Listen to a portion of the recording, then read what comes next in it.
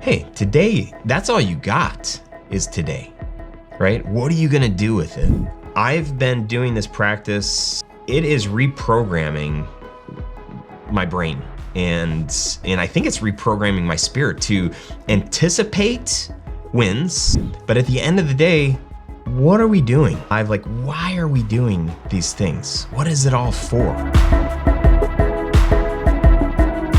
What is up, my friend? Welcome to this episode of the show. I'm Ryan Koral, and this is the Grow Your Video Business show. Here we talk about video production and what it means, what it looks like to run a video production business.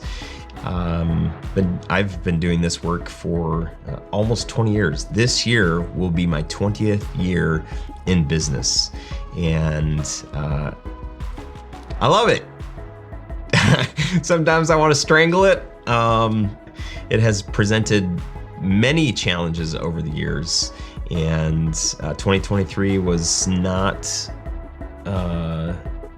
was included in some of when I think of the most challenging years in running my business. 2023 was one of them. It had some great things about it, but it also had some very challenging things.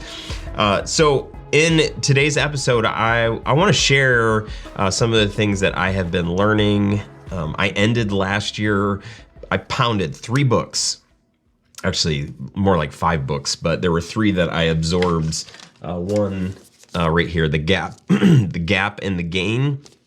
And then 2 others by the same authors, Dan Sullivan and Dr. Benjamin Hardy, which you may have heard Benjamin Hardy on my show before. The Gap and the Gain, 10x is easier than 2x, and Who, Not How. Those were 3 books that I finished before the end of last year. And then I read Your Best Year Ever by Michael Hyatt. And I also read the book Outlive. I finished that in the month of December. Really powerful book for me. I've made some very proactive decisions about my health, my physical health and mental health, that I'm so excited about, and I think have been very, very healthy for me, very good for me.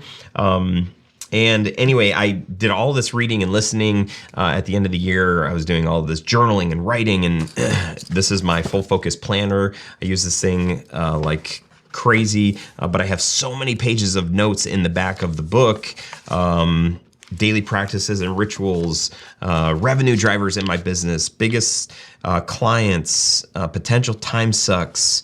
I did a page where I just said, what if I did this or had this, marketing ideas and strategies, the Ryan Koral brand. Oh, that's a whole can of worms.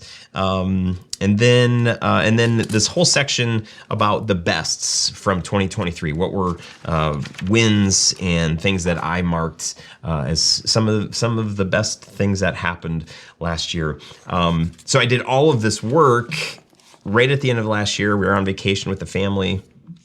We're in this big, beautiful home in South Florida, and so I was able to find plenty of time to be by myself and reflect and take notes. And then we traveled a little bit more. My niece got married the first week of January, and I was like, okay, I've got this time, this upcoming weekend right before I go back to work. I haven't been to work in 2.5 weeks. I'm going to spend the rest of this weekend just setting my goals and priorities and focus for 2024, because I really believe 10x is easier than 2x. And I want to make sure that I'm clear on the things that I'm cutting out in my life, and double down or 10x down on the things that I think I'm really wired to do and to focus on. And then the Friday of that weekend, I got sick, and then I was miserable on Saturday and miserable on Sunday. And I didn't get to do any of the deeper, not reflecting, but all right, let me build a plan out. And then Monday came around and I was feeling a little bit better, but I had to work, because that's when work started back up for me. And then same thing Tuesday, and then here we are at the end of this first full week of work, and I'm like, oh my gosh, 2024 is not waiting for me to say okay, here's exactly what I'm doing this year, and this is what it's like. Things are going. So I don't know if you can resonates, if you're in a similar situation. But man, I have, and you probably hear some of my congestion. I believe so firmly in the importance of getting away from the day-to-day to find time to think about your business, to think on your business, and to think about what's driving you crazy and what's bringing life to you in your work. If you haven't done that, if you didn't do that at the end of last year, or if you haven't done that yet this year, man, I would just encourage you so much to try to find an evening. I mean, what would it look like? Could you get a cheap hotel room or an expensive hotel room and get away for the evening and just do a brain dump? Think about the things that are consuming your time. Think about the things that are having the biggest impact on your revenue and that are bringing you the most joy. And what if you focused more on those things this year? I would love that for you, and I would love that for myself as well. I do feel a little selfish because I felt like at the end of the year on vacation, I was like, oh, I'll be able to use this time. And I did. I did a lot of self-reflecting, a lot of dreaming, but to formulate a plan and to create some solid goals from this year. I still have a bunch of goals and dreams and things that I want to do, but formulating an actual plan and saying like, okay, by the end of this year, these are the 2 or the 3 things that I want to have accomplished. I just haven't done that yet, and I'm feeling like, So here we are. I'm recording this on January 12th. I'm not sure when this is rolling out.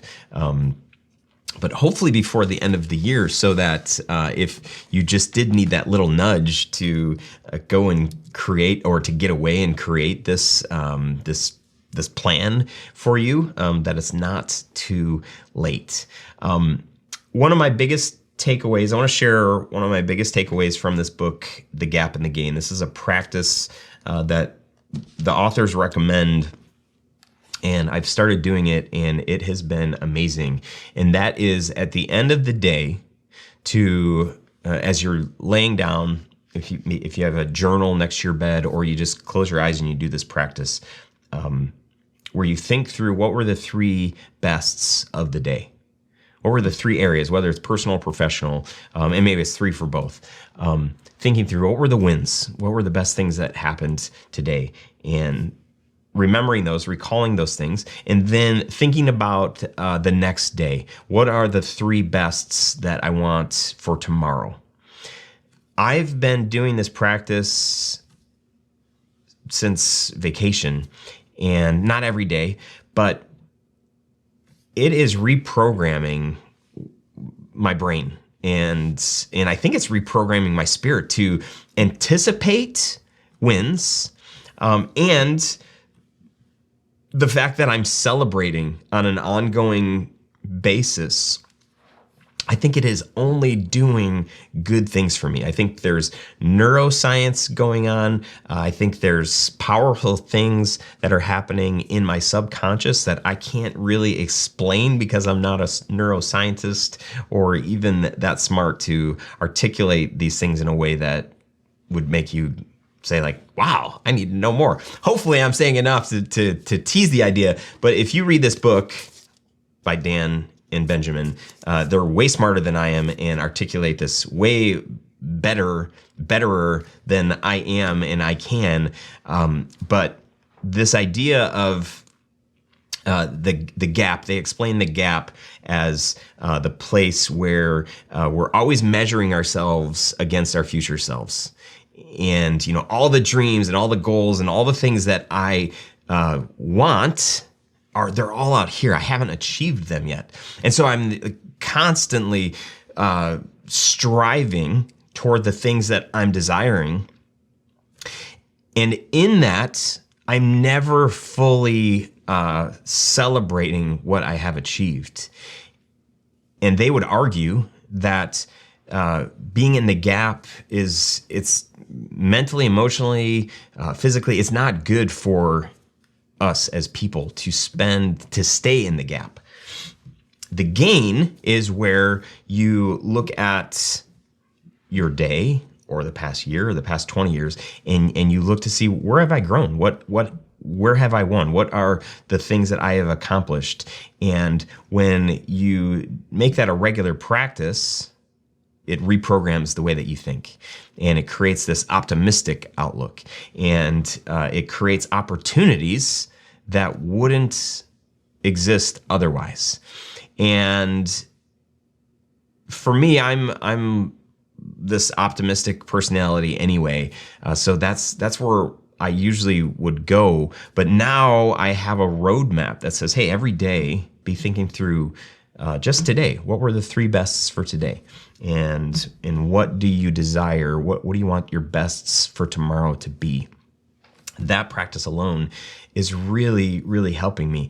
But if you're anything like me and you're constantly setting goals and you're constantly, not celebrating yourself, consistently not creating time and space to celebrate what you've accomplished and achieved, I want you to do that. I want you to do that for yourself. Because at the end of the day, literally, like at the end of the day, as you're reflecting, but at the end of the day, using that figuratively now, what are we doing? Whether it's this work in video production, it's our families, it's the things that make us come alive. Like, why are we doing these things? What is it all for? And if we're not clear on that, then it's hard to celebrate. It's hard to really, like, if you're not clear on your why, then it's kind of like, okay, I'm just doing the things because they're in front of me or because I know I'm supposed to do them. But when you can really articulate and understand your why and say, like, what is all of this for? Even if you can describe it just a little bit, you are making progress. You've made so much progress. I'm not sure how long you've been doing this work for, but I know for me as a creator, I remember, the first video that I made, I was like, oh, this is amazing. And then, I made another video after that, and I was like, man, this is better than the first one. And then I made a couple more videos. And then I'm looking at, the video that I made in my first month, and, now I'm 6 months into my work, and I'm like, oh my gosh, like, that's how embarrassing was that work that I, did in my first month. This work is so much better 6 months in. And then 2 years later, I'm looking at everything I did my first year, and I'm like, oh gosh, that's all so embarrassing and so cringy. I don't want anybody to ever see that. And then fast forward to a decade in, and I'm thinking the same thing in my first 7 or 8 years. I'm like, all that stuff is so terrible and embarrassing, but it wasn't. Right? I had clients that loved it. I loved it. I was proud of it. We're constantly growing. We're constantly changing.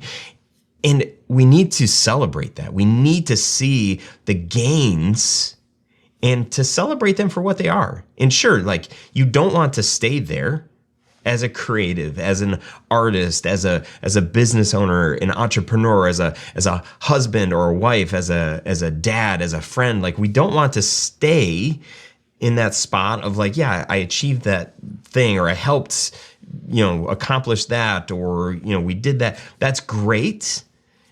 But as we're, becoming the best versions of ourselves, we're constantly changing.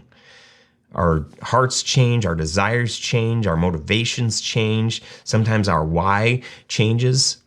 And all of that, it's okay. And it's all worth celebrating. Right? Because hopefully today we're closer to the person that we want to become. We're probably not there yet, and that's okay too. But celebrating the steps, the achievements, the accomplishments, the things that have gotten you to where you're at today. Not settling with where you're at today, but knowing that, hey, today, that's all you got is today. Right? What are you going to do with it? And then what do you hope for? What do you hope for tomorrow? What do you hope for the future? It's the end. Let's say it's the end of this year. It's the end of 2024. You're sitting reflecting and you're thinking about all of the opportunities that you had this year. But you're thinking through what were the one or two things that I wanted to have accomplished or achieved, or what is the feeling that I want to have at the end of the year? And where are you at? What does that look like? What does that feel like? What is that thing, or what are those things?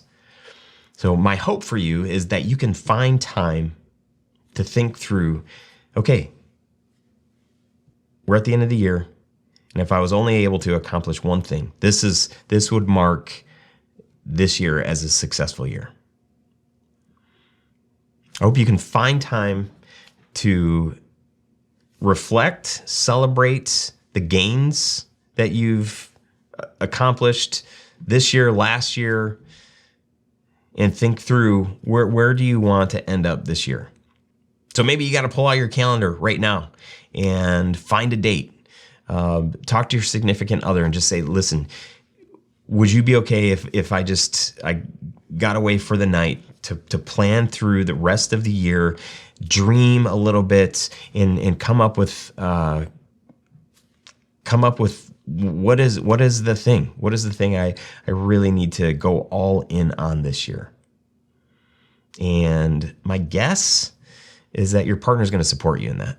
I mean, they may say like, well, can I come too? And you probably need to say like, not this time. And don't tell them I said to say that, because I don't need any of your partners to be annoyed at me, okay? Just kidding. They can be annoyed at me. You can use me as your scapegoat, okay? So let them be annoyed at me. That is A-okay. That's all I have for you today. I'm grateful for you. I'm excited for amazing things this year. And let me know what you decide. Let me know where you land. You can email me, ryan@studiosherpas.com. And if you haven't checked out our 6-figure filmmaker workshop yet, you can access that. It's all new, all exciting, good stuff in this free workshop. I've tried to jam pack it full of my biggest lessons learned, things that you can apply in your business today to help you be more efficient, to help you charge more, help you believe in what it is that you offer your clients. You can get access to that workshop by going to studiosherpas.com/workshop. And if there's anything I can do for you, please don't hesitate to reach out. New things are coming. A shift is happening here in this business, in my heart, in my life. I'm excited to slowly but surely be bringing you alongside for my own personal journey, and I'm grateful to have you here. So that's it, my friends. Take care. I'll see you on the next episode. Bye for now.